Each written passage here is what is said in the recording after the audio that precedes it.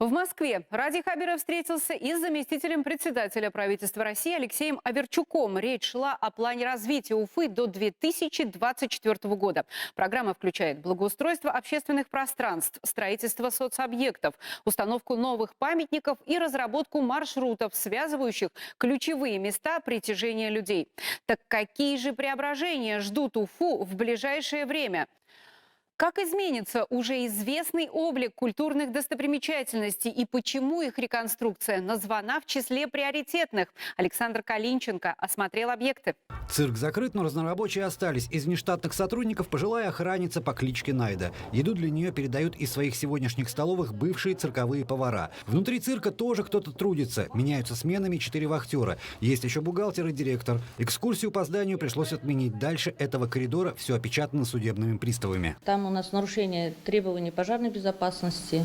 Из заключения решений суда написано, для безопасности сотрудников и зрителей, что у нас с кровлей проблемы. Потому что за 50 лет уже в любом случае требуется ремонт кровли. А ведь в лучшие годы сотрудники этого цирка могли позволить себе только один выходной, и это был понедельник. На всю страну были известны башкирские акробаты и мастера джигитовки. Тема реконструкции уфимского цирка поднималась недавно и в Москве, о чем Ради Хабиров рассказал в социальных сетях. На встрече с министром культуры России Ольгой Любимовой обсуждался вопрос финансирования реконструкции и ремонта важных культурных объектов Уфы. Повод – грядущее 450-летие башкирской столицы. Это 2024 год. Спасибо большое. Я вижу, что Министерство культуры очень организованно тоже подключилось, и мы вместе с вами формируем организационный комитет. Также на встрече обсуждались планы по реконструкции Русского драматического театра. Его сцена не обновлялась с 1982 года, то есть с момента постройки. Акустические свойства зала оставляют желать лучшего. Морально и физически устарело световое и звуковое оборудование, равно как и вся механика сцены. Театральные штанкеты, на которых держатся все декорации, должны поднимать как минимум 500 килограмм. Таков стандарт всех театров России. В этом театре они поднимают только 150.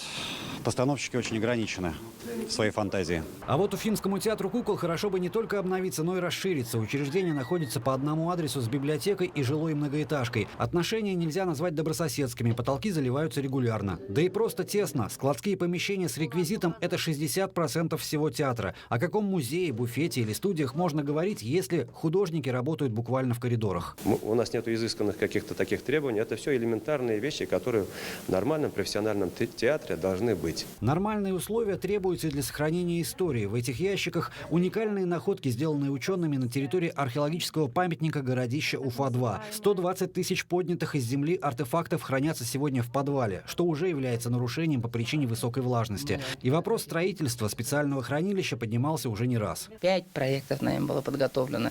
Один интереснее другого. И сейчас мы уже готовим 6-й проект. Это будет не только депозитарий. Это будет депозитарий плюс музей. Такого в России нет на сегодняшний день. Окончательные планы подготовки к юбилею башкирской столицы пока на стадии завершения. Список знаковых объектов, которые должны быть реконструированы к 450-летию Уфы, возможно, еще не полный. Александр Калинченко, Рустам Лукманов, Вести, Башкортостан.